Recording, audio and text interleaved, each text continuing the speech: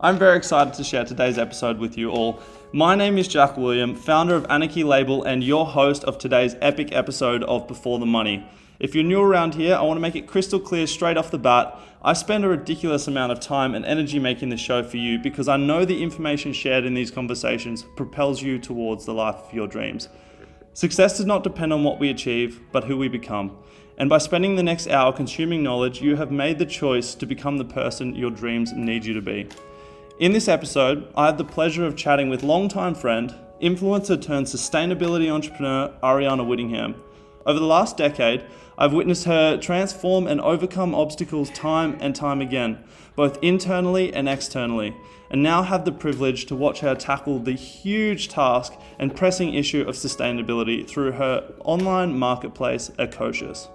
We discuss how she has built her community, lessons learned moving away from her hometown and setting up base in different countries around the world, the turning point she decided to step away from profitable brand collaborations and build the business of her dreams, self-development barriers and limiting beliefs she encountered along the way that held her back, and how she was able to overcome these setbacks for a successful launch, and so much more.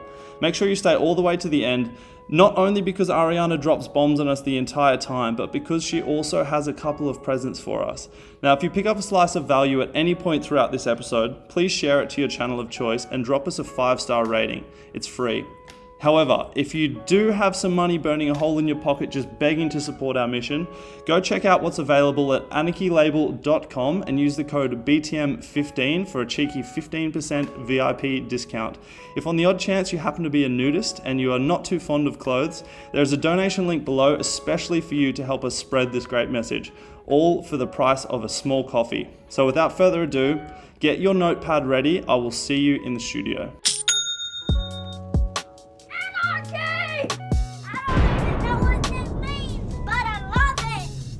What is up, everybody? Welcome back to another episode of Before the Money. Whatever time you're listening to it, grab onto your headphones because this is going to be really, really fun. I am joined by Ariana Whittingham. Ariana, how are you doing today? I'm doing great. How are you doing today, Jack? Absolutely smashing. That's what I like to hear. Awesome. So you've just heard a big spiel about what Ariana gets up to. So as you can imagine, I'm really excited for this chat. Ariana, we've known each other for a long time. A really long time. Yeah. Like so long. Like half of my life. Legit. Oh. Literally. Since I was in high school. And it's been a bit of a roller coaster. Such a roller coaster. It's been a bit of a roller coaster. Yeah. But nothing but positive memories, I think. Yes. Mainly positive memories. Mainly. And lessons. And lessons. And lots of lessons. Yes, lots of lessons. Fantastic. So Ariana, why don't we start off with telling these beautiful people what fires you up? What gets you excited? Okay, so I would definitely say listening to my favorite music gets me really fired up, as well as sort of dreams of traveling to new places and experiencing new things, new cultures, meeting new people, seeing things, I guess, that I've never seen before. That would be the main thing that would fire me up. I've always been really drawn to traveling and just exploring the world. So I think that's mainly what fires me up. Yeah. No, I get that completely, and especially like with what we're going through right now and having that like kind of taken away from us, it's just got such a pull towards traveling and seeing the world. And 100%. I mean, like before the pandemic, I was probably on a plane once every 3 weeks going somewhere new, and like that was just feeding my soul so much. So it has been sort of a bit of an adjustment the last couple of years, not being able to go outside of our state. Yeah, literally. So that is a beautiful segue into kind of the start of what's really gotten you to where you are right now. Yeah. So you've built influence for yourself, and that's what's allowed you to, travel. It's what allowed you to spend time with all these incredible people and have these amazing experiences, and now build a brand that you're super passionate about. Absolutely. So let's talk about like the initial phases of moving into kind of being a quote unquote influencer, and like that kind of, I'm sure that was an uncomfortable transition to begin with. Yep. So why don't we kind of like start the beginning of your story and we'll get going from there. Okay, sure. So when I started my Instagram account, it was just, I was in probably like grade 10 or something like that. And it was actually an app I used to edit my photos before I posted them on Facebook. They had all the filters and we didn't have all of that. It wasn't until I started to pursue modeling that I started to take Instagram really seriously. It was in probably around 2012 or something like that, when I started to notice how much we loved using the app. And I was like, oh, hey, like this could kind of be a thing. Maybe it could be a way to gain modeling clients and stuff like that. So my main focus with Instagram when I started was to give me a point of difference against other models, just because with my like look, being blonde and tanned, like on the Gold Coast, that's a very unique look. Not. So I was like, oh, okay, I want to build a other sort of platform for myself that will give me an opportunity in work. I didn't realize at the time that it would lead me into more of the influencing sort of work, which was an absolutely amazing opportunity, being able to do that. At the time that I started my Instagram, I was also vegan. Well, when I started to really build it, started to post a lot and like share things that I was passionate about. I was vegan at the time, and that was also at the time when veganism was popping off. So that was so that I kind of got into Instagram at all of the right times when the right things were happening, which made it a very like sort of smooth transition for me. And I also was connected with a lot of amazing people. I went on holidays with some really awesome YouTubers, really opened my eyes to like the possibilities of like making money on the internet, and to like opportunities to go traveling, which was kind of what I was most excited about. Being able to see that you can go overseas and stay somewhere like in return for like creating content and promoting it was just like, I was like, wow, okay, I can go traveling and I can share it with the world. This is what I want to do, you know? So it kind of, from that moment when I realized that, I was like, okay, I'm just going to focus way more time, way more energy into creating content that people like. And then it was sort of just a bit of a sort of like I don't want to say like a game, but it was sort of like a game of like, okay, I think this content is cool. I'll post this. Let's see how it lands. And then it's about recreating that content that people love in a different way. It's like a science, really. You know? And I'm sure going through that process has really helped you with pinpointing the kind of content strategy and stuff like that for business as well. Because one of the things that's super, super valuable when starting a business these days, because we have all the resources at our fingertips, it really comes down to like the strategy and the testing, like the science of social media. For really, sure. at the end of the day. 100%. So when you're going through, obviously you were consciously trying to build brand and influence because you saw the potential. Yes. What was the negative side of that? I mean, personally, for me, when I started my Instagram, it was at a time when it wasn't necessarily accepted in society. You know, it was around, you'd go to take a selfie or something in public and you'd probably get laughed at by most of the people in the room. So I definitely started pushing myself into that world at a time where, like it just wasn't accepted in society yet. But I didn't really like mind, because back then I actually used negative experiences as fuel to push me further. So I was like, you know what, it's fine. I don't mind that you don't understand what I'm doing. I know what I'm doing and I know where I'm going. I know where I want to go, and like you'll see. So, but you know, I know it's I don't use negative things as fuel anymore, but back then I did, and that's sort of how I kept myself going. And also I think for me it was just like, I just felt like other people just didn't understand. Like the people that I was hanging out with, the people that I was inspired by, the people that I was connected to, like it was normal for them. So I was like, okay, well, why do I want to listen to people that aren't even in the industry, that they don't understand like what this is going to be? And look at it now, like every second or third person, like what, like you ask kids these days, what do you want to do when you grow up? And they say, oh, I want to be an influencer. I want to be a YouTuber. But doing what? Like, what's your niche? You know what I mean? Yeah. So yeah, it was hard, but I feel like now it's like way more accepted. And I feel like if you are somebody that wants to influence, or if you want to be an influencer, you want to be on social media, just do it. Don't worry about like what anybody else has to say about it. We all know the potential that there is to making money on the internet and building a personal brand for yourself. And if you are passionate about something, if you have like you've got something that you want to share with the world that you're passionate about, don't even worry about what anybody else thinks or says about that. Just get out there and just start. You want to post as much as you can. You know, you want to share as much of your passion as you can with the world. And it's not really like a long process. You know, you'll do it for a while and you might feel like you're not picking anything up, you're not getting anything back, but you just keep pushing, and then one day something will happen and all of a sudden you're like, wow, okay, all of that hard work has paid off. You know, I've kind of, not like I've made it, but you feel like you're like, okay, yeah, I'm doing it now. You know, you've gotten your few brands secured, you've got some money coming in, you know, you're sharing things that you're passionate about, you've got people messaging you back, you're seeing that response come through, and it does come back. It just takes a little bit of time. It's like starting any business really. Like, you're going to probably work without profit for a while, which is the same as Instagram. You're probably going to work for a while without getting any response back, and then it happens. So because that's the thing, like the people who quote unquote like profit from any endeavor are the ones that stick it out. 100%. You know? That's the price you kind of have to pay whenever you're starting something out. So this life has taken you over to seas. You lived in Mexico for a while. You lived in London for a while. Yes.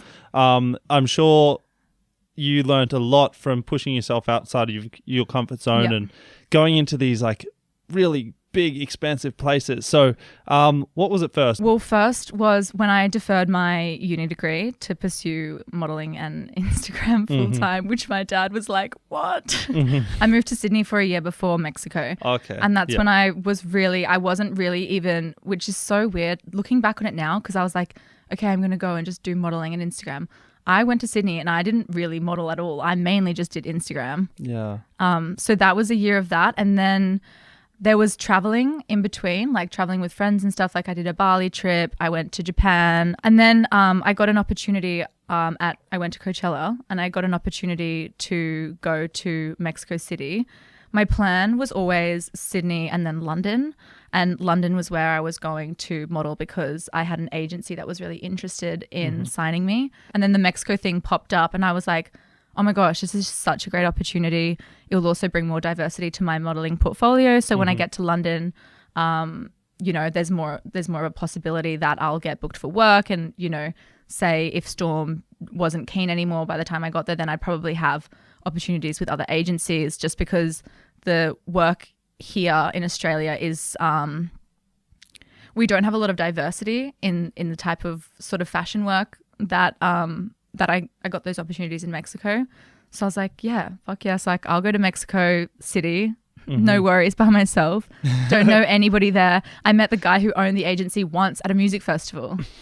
And then I was like, yep, on a plane on my way to Mexico. My dad's like, no. He made me watch a documentary the night before I left on kidnapping in Mexico. I was like, why would you do this to me? You're going to put that in my subconscious? I'm going to manifest being kidnapped. Like, not cool. Not Did you cool, watch Dad. Taken or something? No. It was like an actual hectic like documentary on like trafficking. I was like, stop that. Everything's going to be fine. Like I knew, I was like, nah, like they tried to talk me out of it so much. Both mum and dad. They're like, please, like don't go. Like we're scared. So how important do you think it is for somebody to kind of take that leap of faith and go to a brand new place and really step outside your comfort zone in terms of personal development? I would honestly suggest that every single human being tries it once in their life. I think that when you go from your comfort and your safety net and your security of a familiar place, which you know, where you live, where you're surrounded by people that, you know, you've known for a very long time, you really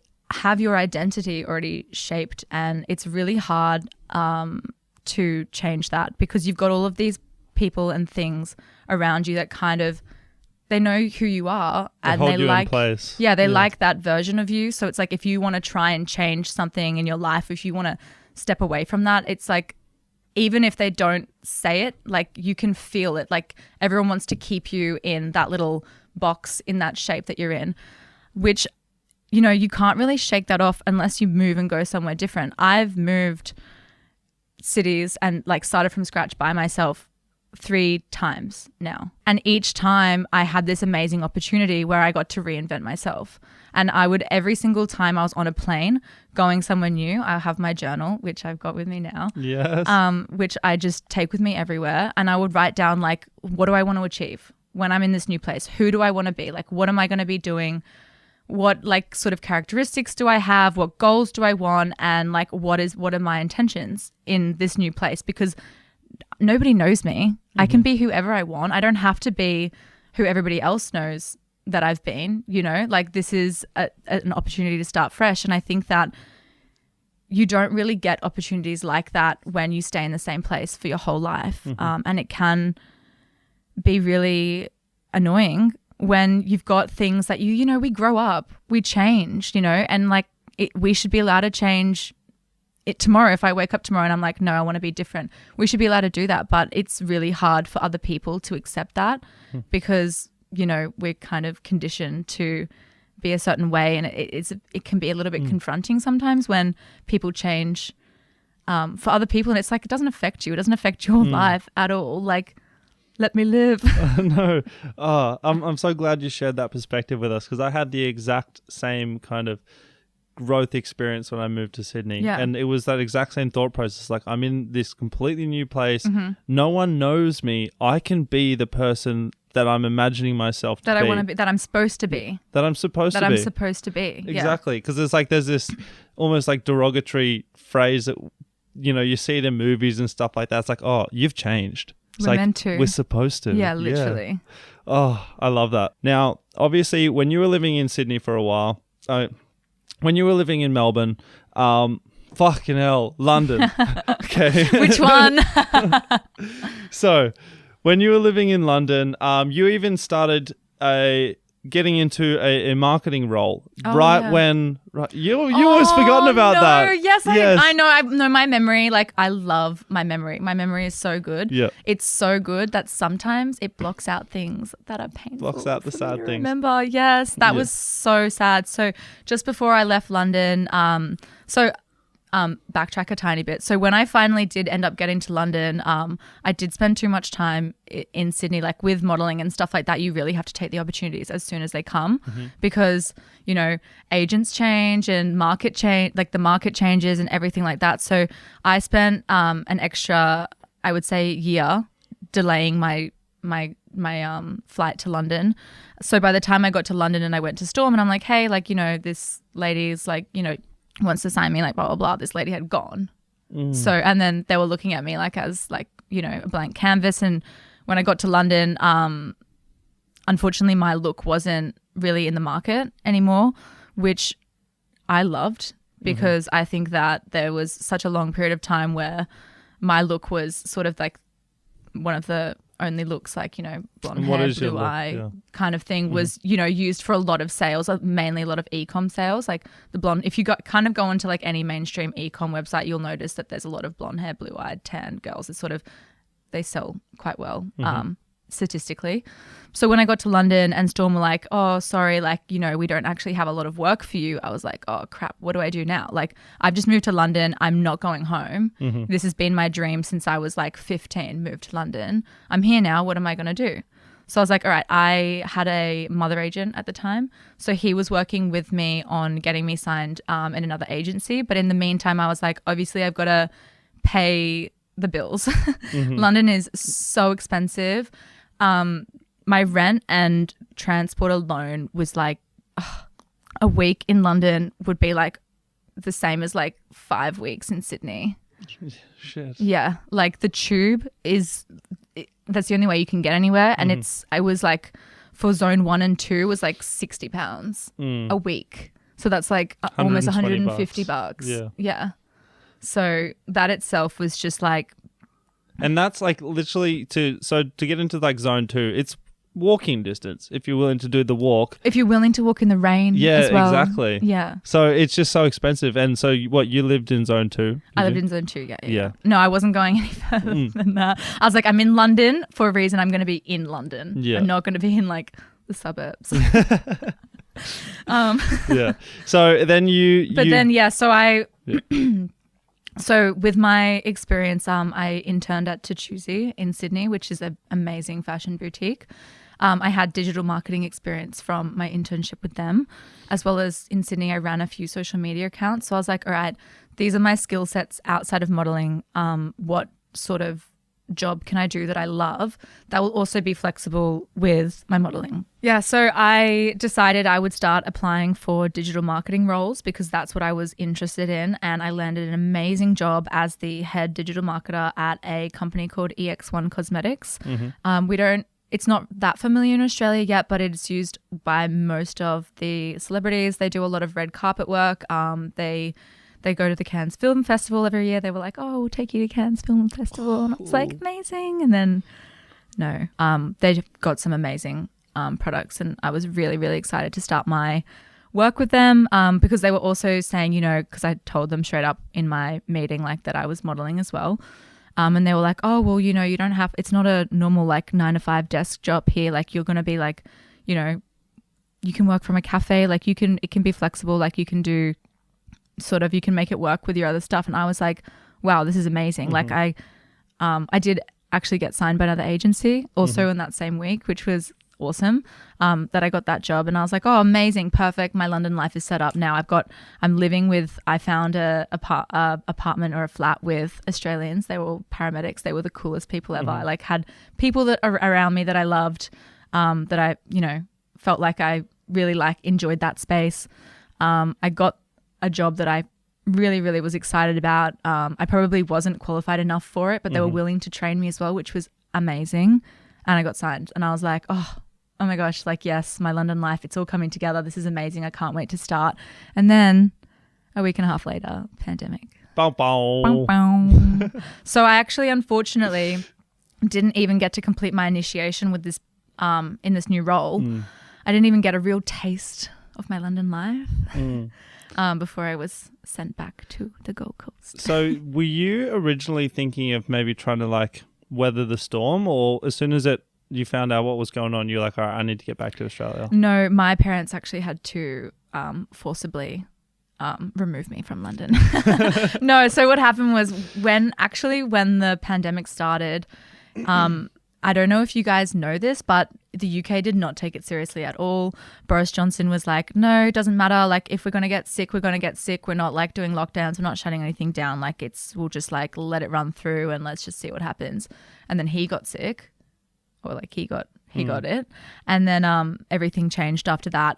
It wasn't until I just kept like doing things as normal. Obviously, we had like masks on the tube and all of that. Like, it was kind of starting to get a bit like uncomfortable, but it wasn't until the schools started shutting down that I was like, okay, something's up here. Because for me, like if kids can't go to school, like that's sort of like where I'm like, oh, okay, because this is really disruptive now for work. People that work have to work from home and then they've got kids, and I'm like, okay, something's not right here. And also the other thing that clicked for me was, in Australia, like obviously everyone was panic buying toilet paper and stuff like that. In London, people were panic buying everything. I would go to the supermarket after work and there wouldn't be anything on the shelves, like not even one potato. Wow. Yeah. Like it was because they don't insane. have like the massive supermarkets like we do over here, really. They're more like dotted in, especially in the city. No, they do have big ones. Yeah, I had a big one near mine. It was big. It wasn't like, they're not as huge, but they have like the small ones in the main like city. Yeah. But like out where like in zone 2 where I was, there were bigger supermarkets and they were like empty, like completely empty. You couldn't buy any food, like let alone like plant-based food. That was gone. And then when the Australian call out came, mum and dad were like, you have to come back. And I was like, no, I'm not coming back. Like, I'm just going to like stay. Like, it's only going to be a few months. Like, it's fine. And they're like, no, like how are you going to work? Like, if your work isn't letting you start because, there's like whatever, how are you going to work? Like, what are you going to do? Like, and then I went home and I was sitting in my like little tiny room, which was like a mattress on the floor and a suitcase. And I was like, yeah, like if I have to sit in this room for a few months, like I'll probably go crazy. Yeah. So I booked my return flight for 4 weeks. So I left London at the end of March and I had my return flight to London at the end of April. I was like, okay, I'll come back for the pandemic. I'll have my birthday and then I'll go back to London. So you booked a return flight? I was that adamant. I was like, no, I'm not going back to the Gold Coast. Wow. Yeah. I had a similar kind of frame of mind when I was in Sydney. I at that point I was like, no, I've left. Yeah, for I was good. like, I've grown. Like, this is new me. I don't want to go back because then, like, I have to be like old me or like whatever. And it's like the silliest thing now It's our looking own back. projections. Yeah, That's all it the was. silliest thing. I'm like, coming back to the Gold Coast was probably the best thing that ever happened to Same. me in my life. Yeah, 100%. So, our alarm has just gone off for the first section. So we're going to reset the cameras. Ariana, how you feeling? I'm feeling good. How are you feeling? I'm feeling superb still. You're doing really well, by the way. Thank you. We'll see you guys in a second. Peace. We are back after this short break, but well needed.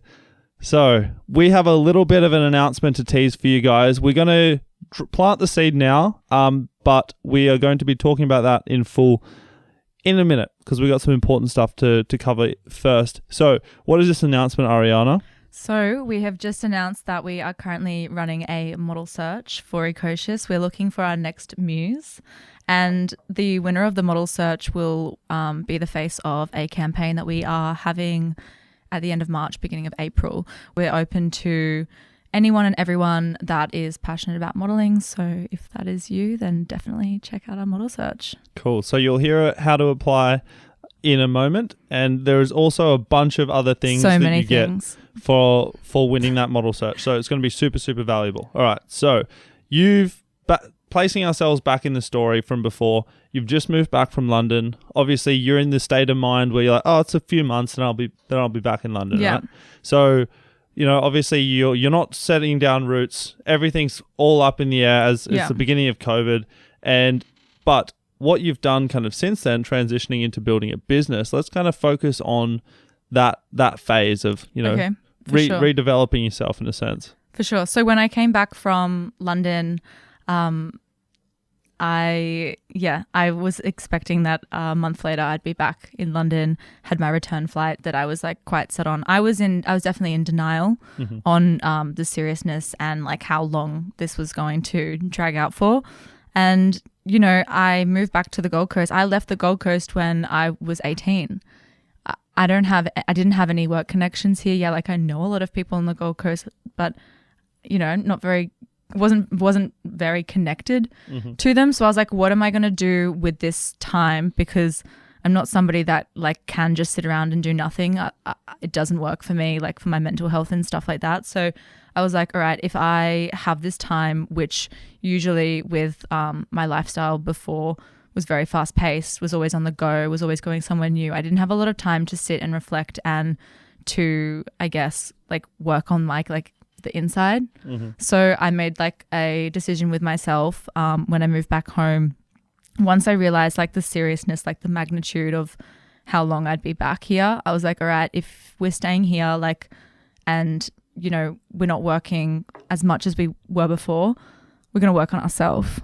So I spent a lot of time, reteaching myself how to think and how to feel about myself and about the world. Like I changed my perspective so many times in that period. I really felt like I found myself again. And I found that in that time, the thing that was bringing me the most joy was sounds so like simple, but being outside, being in nature, and just, where I live at the moment in like the Gold Coast hinterland just before Canungra, Beachmont sort of area. It's beautiful. And, the world around me it just seemed like, everyone was in a state of, stress and fear. But when I was out there, like I just felt so at peace, and I just felt like, no, like it doesn't really matter like, what's going on right now, because like here I feel good. Like and I knew like, I don't know, when I was like there, I just like, I knew that everything was going to be okay, because as much as there was like so much craziness going around, like the world was still so beautiful, and I still felt, just very at peace, which was nice. Obviously after a few weeks without work, I was like, oh, what am I going to do? Like, I need to be moving forwards with my career. I can't just be sitting at home doing nothing and getting older. Like that is not productive use of my time obviously it was a really, like, it was, no one was hiring. Everybody was at home, and anyone who was working was on, like, what was it, the job keeper or whatever. Yeah. No one was hiring. Obviously no one was open, and I was like, okay, well, I can't just go and find a job, so maybe I'll just like amp up my Instagram work, which is what I did. And I started taking on like jobs with clients that I had, you know, in the past been like, oh, I would never work with them, because I got a bit desperate in that time. And I was like, oh, like I just want to, you know, at least if I'm not doing anything, I want to at least like be building that a bit more and building a bit more income and things like that. So yeah, I started taking on some ambassadorships with brands that I wasn't aligned with, and the packages started coming and coming and coming, and I just noticed like all of the waste that it was generating. A lot of the brands that I was working with in the past aren't at all sustainable or ethical or good quality. And that was a thing for me. I started to feel like this really big dissociation to what I was doing. I felt like a fraud. I felt gross, telling people like, hey, this product is amazing and I love it and look how like whatever, when it was like, actually, like I wouldn't pay for that. And I wouldn't want my sister or my best friend to pay for that. So why would I, these people who have been supporting me and following my journey, why would I be sharing it with them and telling them to pay for it? So it kind of got to that point where I was just noticing all of the excess of like single-use plastic accumulation, you know, in my room from all these packages, from things that I wouldn't even probably wear after I've taken the photo. Let's be real. And I was like, no, I can't do this anymore. And I think that there was just like one day when I received this package from a extremely hyped up brand. They sent it to me in a cardboard box. Everything inside was wrapped in like that really like tacky, like, you know, that plastic that's like, it's not even nice to open. It's like you feel like you're like, what is this? Like, is this supposed to be something that I put on and I'm like, wow, I feel amazing? No, like it's come out of like a piece of trash. Yeah. And I pulled out this swimsuit and it was obviously like a knockoff of like Versace or something like that, because it was like a black one piece with some cool like gold chain details. And I put it on and the chain was broken. Like, and I was like, first of all, this is just awful, because I'm going to have to like this, I can't even donate this to charity. Like this is like, it came broken. Like this is trash. Like what am I going to do?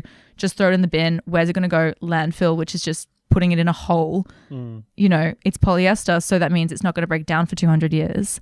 So I was just like, I was just like, no, I'm not ever promoting a brand like this again or a product like this again, because if I don't like it and I'm not going to use it, if I can't even take a photo in it, like what are the people that are paying for this product going to do? You know, like it just, for me, that's when it all clicked. I started looking into sustainability and the fashion industry in particular, and I was shocked. I was so shocked. I'm not going to talk about stats because they bore the shit out of everyone. But if you are interested in the environment and sustainability, look up the fashion industry and just have a look and see sort of the stats in that. I'll just give you one. So 80% of all of the fast fashion that we buy each year goes back to the bin, like back to landfill that exact year. So 80%, which is almost all of it in the same year. Set to landfill, and obviously like they're using synthetic materials, so that's not being broken down. So it's on the planet longer than you, probably double your lifetime, and you haven't even used it for more than a photo. Wow, that's insane. Yeah. So when you were going through this process, was your initial thought, oh, I can solve this problem with business? Or when did business come into this whole thought process? Okay, so what I did first was I did a little rant on my Instagram story, and I was like, look at this. I didn't obviously share the brand because I'm not about naming and shaming. I just don't think that that's something that we need to do. But I posted on my Instagram story and I was like, I'm not happy with this. Like, look at all the waste. You know, this is just ridiculous. I promise I will never ever be supporting something like this again. I'm only going to work with sustainable and ethical brands from here on out, and everything I promote is going to be something that is made with care and with love, and it's something that you guys will obviously really value and like as a product, because I just felt like I was like that for a very long time, I only shared things that I liked. And with the pandemic, I slipped out of that because I got desperate, like for work. And so it kind of like got me to that point where I was like, no, like I'm actually going full cold turkey now. Like I emailed all of the brands that I worked with, even the ones that I liked that, they weren't completely sustainable, but I didn't feel like any sort of resent towards them. I was like, look, sorry, like I can't work with you anymore. I had a few clients that, I'd been working with for years and years, like that every single trip I'd ever gone on, they had like dressed me and like it was like a thing. And like I said no to like so many opportunities that, in the past I would have been like, wow, that's amazing. I wish I could do that. So I was just like, no, full cold turkey. I'm going to just be a sustainable influencer. And then I was like, okay, well, where are these amazing sustainable brands that I want to work with? And that's when I was like, okay, they are so hard to find. And they're so hard to find because there is so much greenwashing going on. You'll notice like some popular fast fashion stores in like the department stores at the moment are all sustainable range and sustainable line and we're using recycled this and recycled that. And it's like, yeah, are you though? Like, and how much of it is? Like, what's the percentage? Like if you look at the care label on things, like, yeah, they might advertise that they're sustainable, but they're not. And that's really like not ethical in my opinion. Sustainable in one small portion. Or they use it in their marketing because they know that that's what people are interested in now. And it's like kind of taking advantage of people's like goodwill. Yeah. So I was like, okay, there's really no platform or like there's no place where you can go and just find out, is it sustainable? Isn't it sustainable? So I was like, I'm just going to make it myself. So I was like, all right, so let's start a platform that only has sustainable brands and products that are good quality as well. So it has to be we kind of like to think we're more in like the luxury market just because the things that we stock on ECOCIOUS, our ideal product and brand is something of value that you buy it once and you keep it for a really long time, good quality. Maybe they're a little bit more of a high ticket item than the stock standard stuff, but you're making an investment into yourself. You're going to love that product when you use it. Like you're going to feel good because like that it's, when we were like younger and we went to the shop and we'd save up for something and we'd be like, oh yeah, like I love that because you've got value on it. It's like these days now you can buy like a dress for $20, you wear it once and throw it away or like, put it in the wash once and it changes shape and you just never wear it again. It's like we've lost that like element of like value in the things that we have in our life. So I think that was like the main thing as well, was just like, yeah, let's just create something where we can eliminate also that whole like not knowing if it's something that's, when you can buy like something online and it's like $10 and you're like, it's like a gamble. Like, is it going to be what it is or isn't it going to be what it is? Like I'm hoping that it's going to arrive. Yeah. Like I'm hoping that it's going to be like what that really nice advertisement showed me and it gets and you're like, what is this? So yeah, exactly. So you kind of came up with the name quite quickly. ECOCIOUS. Fits perfectly. Yeah. Eco-conscious. Yeah. So we mixed what I did was I was writing down heaps of words and I was just put like eco and conscious together and I was like, ECOCIOUS, that's right. It actually came to me when I woke up in the morning one day. I was just like, ECOCIOUS. And I was like, oh, I like the sound of that. Because at first it was going to be like e-conscious and I was like, oh, I just don't like that as much. So yeah. Yeah, love it. Amazing. And what was your first plan of action? I suppose you could say, because this was your first attempt at building a business. Like you built brands because your personal brand. Yeah. This is your first attempt at building like a business, a company, right? Yep.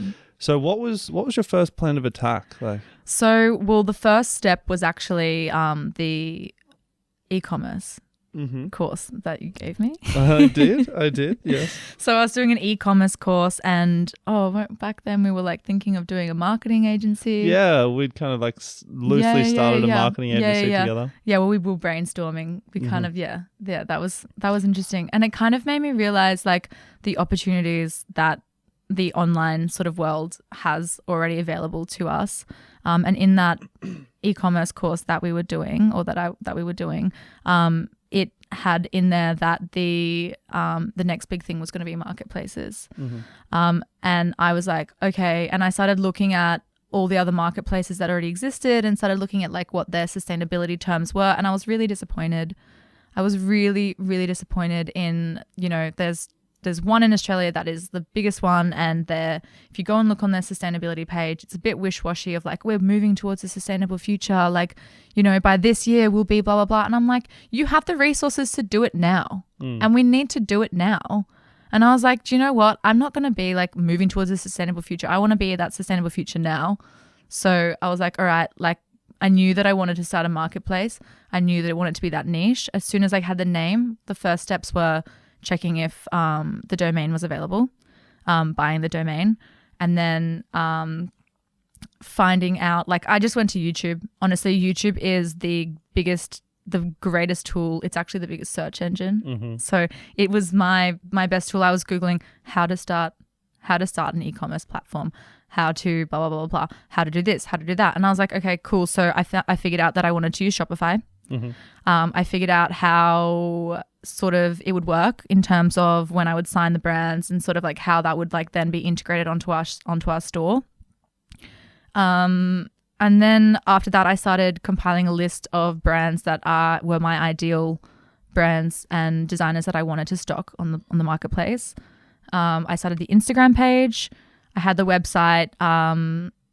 I started like kind of building a rough outline of the website. We started with the blog because obviously before we had brands, we wanted to have like a website up so that, you know, there was at least something for them to see. Yeah. And we did a lot of content shoots because that was, I guess, my strongest skill set. And I was like, all right, so I want to bring everything that I've already got to the table so that I can show my vision through at least the content to future brands and also to like, you know, all the people that have been supporting since it was literally just an Instagram page before we even had a website. So the content was key, like having very good quality content on your social media that's original content, that's aligned with your brand. That was definitely, I think, one of the most important things. And then after that, it was just a series of like cold emailing and cold calling people and being like, hey, this is who I am. This is what I'm doing. This is my mission. Do you want to join? And do you want to be a partner? And then a lot of them would be like, wow, we absolutely love what you're doing, but we've never heard of you before and we can't see your marketplace. So like come back to me when you've got something set up. And then there were about 10 brands that were like, oh my gosh, you speak our language. We really want something like this. We can see the potential. We know where you're going. We want to be a part of it and we want to be a part of it from the start. And those, you know, founding brands that I have from the start, I will honestly like love them forever for that because you can't open a marketplace without brands, you know, and I didn't have a brand. I just was, I'm a platform, you know, or we are a platform. So that was the process. And then once I got to a number of brands that I was, or at least like, you know, a diversity of products, because obviously ECOCIOUS is a sustainable marketplace which features brands, designers and products, but we have a variety. So I wanted to have a variety of products so that when we launched, people were like, oh, it's not just like a swim or it's not just beauty. It's like people knew that it was a one-stop shop for all sustainable things. Yeah. So once I got to that level where I had enough, I was like, all right, let's go live. We went live and then I was like, oh, awesome. This is like, okay, it's real. It's, you know, reach back out to those brands before that maybe weren't so keen but wanted to see what it looked like. And then the next thing was obviously connecting with like-minded people in the community. So, you know, your social media influencers and other creators and other business owners that are aligned, and then sort of all coming together at like an event, which we had in November last year. And that's when it really felt real for me, was on the day of that event, because I could see all of the people that I, you know, respect and love there to support what we're doing and where we're going. And I was like, okay, yeah, like this is it. This is a thing. And I'm like, I'm on it. Like it's happening. Like it's, yeah.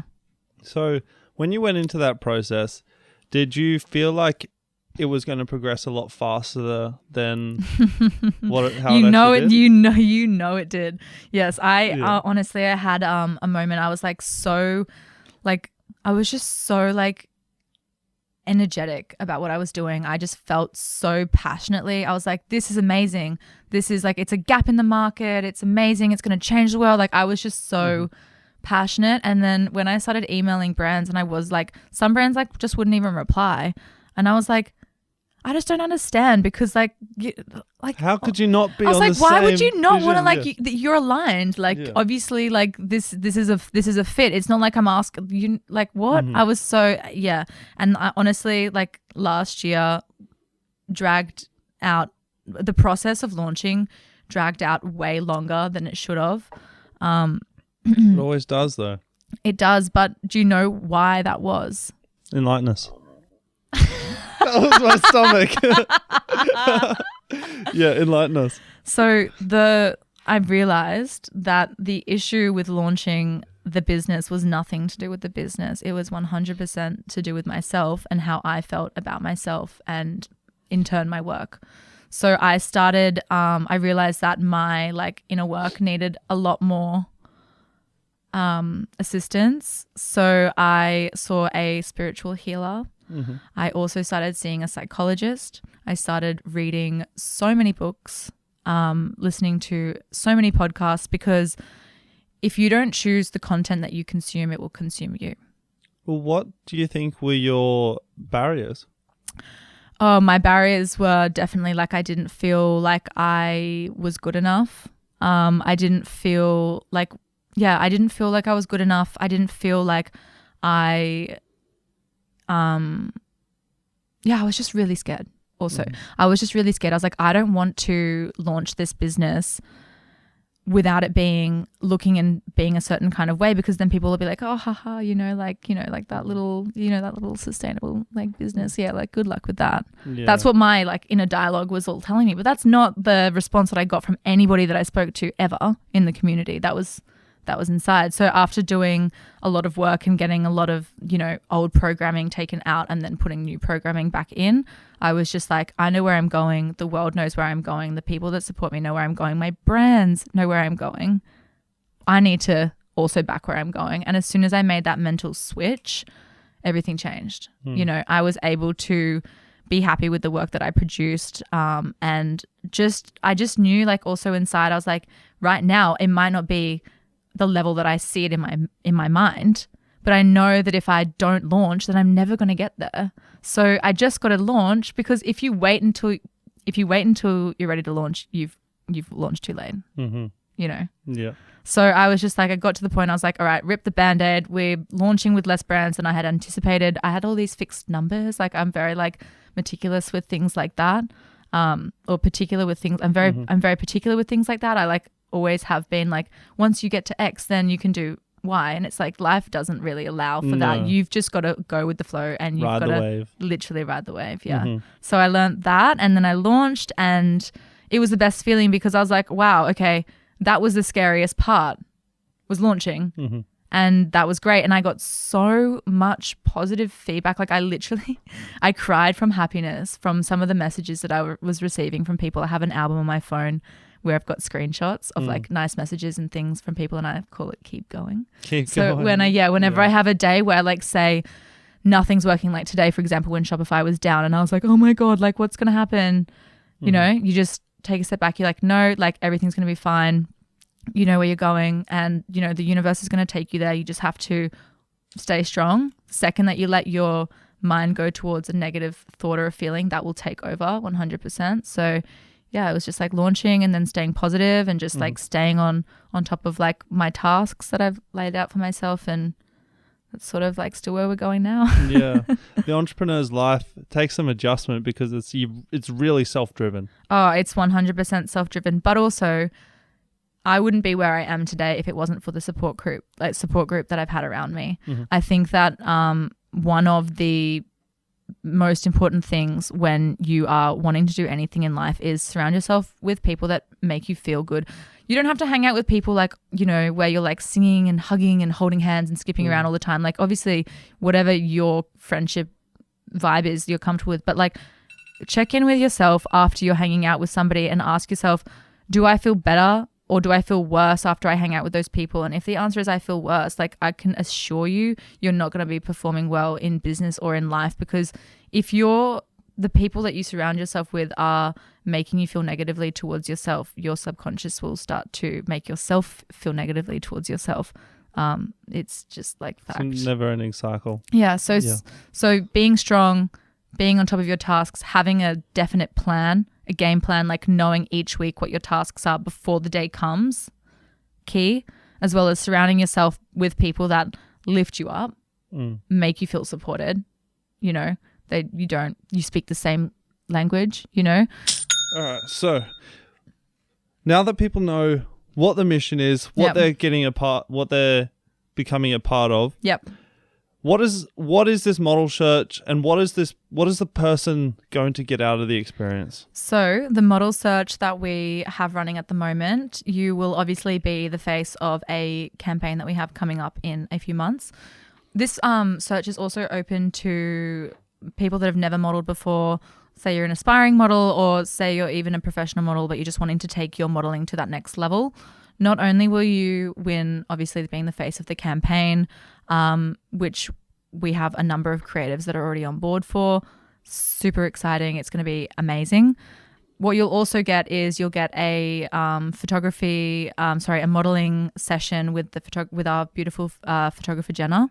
So she's going to be doing a 45-minute package separate to the campaign, which you can use for your portfolio. Mm-hmm. We've also got a personal branding empowerment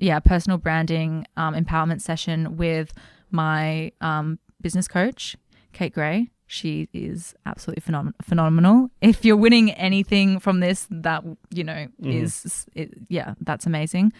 As well as we've got a confidence class, and we'll have a mindset session as well. But we're still yet to finalize who those coaches will be. But so you'll get 4 sessions as well as the campaign. And what those sessions will give you is pretty much all of the, you know, skills and drive and confidence to pursue your modeling career to just that next level. That's super valuable. So you've also got a couple of presents for our audience as well. You've been very, very generous. You're offering a discount code. Yes. For the Money Fam. Yes. So anybody that's listening to this podcast, we will have a discount code on ECOCIOUS for 48 hours.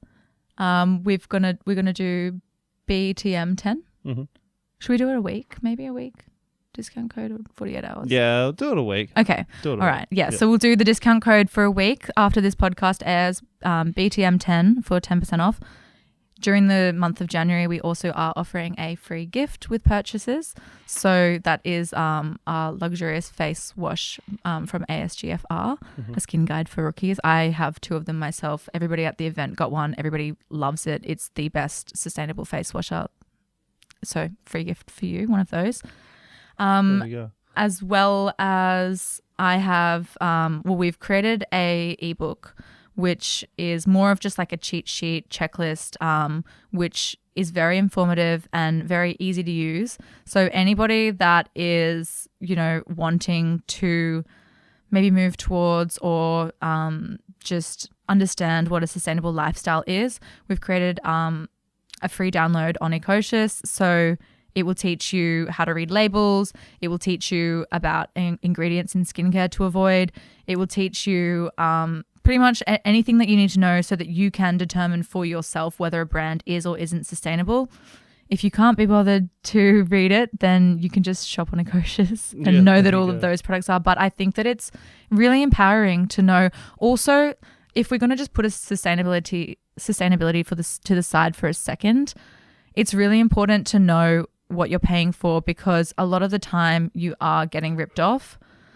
When you don't know what, you know, materials and what your product's being made with, you can sometimes pay far more than you should be for them. I know that there are a number of brands that are marketing their products to be high end, but it's 100% polyester, and it's like, you can't charge $300 for a dress that's made out of plastic. Yeah.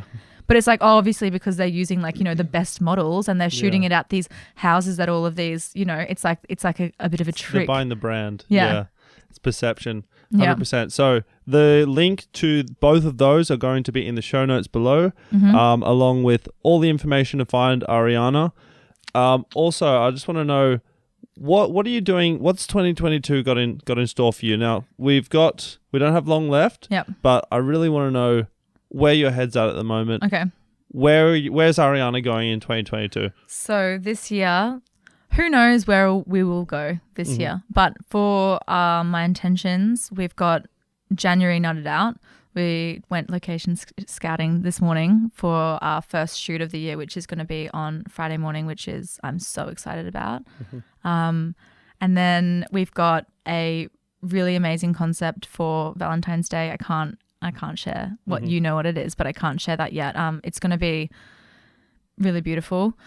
As well as we just want to really just expand in the sustainable space. We want to grow our marketplace to, a couple hundred brands. By the end of the year, it would be awesome to have a space where we can, have people come through and, touch and feel and see products for themselves, as well as our own studio, which would be amazing. And would be awesome just to go on some amazing holidays and shoot content, as well as go to, say, some of my favorite countries in the world that might need like a little bit of extra help, and going and supporting those communities on the side of also shooting, because that's like, I guess, one of the main things that I want to be doing with ECOCIOUS in the future is giving back. Yep. So once we've gotten ourselves to that level where we're running quite smoothly, that's going to be my focus, is going and helping. Wow, that's amazing. Ariana, thank you so much for coming on Before the Money. Thanks for having me. It's been a blast. It's been so fun. It's been like it's a little bit serendipitous. Yeah, it's like full circle, isn't it? Yeah. Amazing. So I really appreciate it. This has been a fantastic episode. No, thanks for having me. Thank you for sharing your story. I'm sure that there's lots of nuggets and gold that you guys could take out of this. But above all, just put yourself outside your comfort zone, guys. Like, get uncomfortable. That's where the growth happens. Yeah. There's like one quote that I might leave on. It's like, what is scarier? Is it scarier to do the thing that your like heart is like really calling you to do, or is it scarier to not do it and, look back on your life and go, oh, I wish I tried to do that in my 20s or my 30s. Like, I wish I didn't care so much about everything else. What's scarier? Wow. Okay. Thank you so much, guys. This has been Before the Money with Ariana Whittingham, the ECOCIOUS queen. I don't know where that came from. I love it. I love it. All right, guys. Peace and love. Thank you for sharing your time. And as always, if you took a little bit of value out of today's episode, please screenshot it, post it on your channel of choice. Make sure you tag me and Ariana. Love you guys. I will see you next week, bubbling with energy. Thank you so much for hanging around the entire episode. I hope you got just as much value out of it today as I did. Head to anarchylabel.com and use the code BTM15 to save yourself a cheeky 15% off. If you are not too fond of clothes, but you want to get behind this message anyway, there is a donation link below where for the price of a small coffee, you can help us spread this great message. Share this episode to your channel of choice, send it to a friend. Whatever you can do goes a long way. Like I said in the beginning, we put a lot of effort into this show and we love to see that you guys are enjoying it and getting value. I will see you guys bouncing with energy in next week's episode.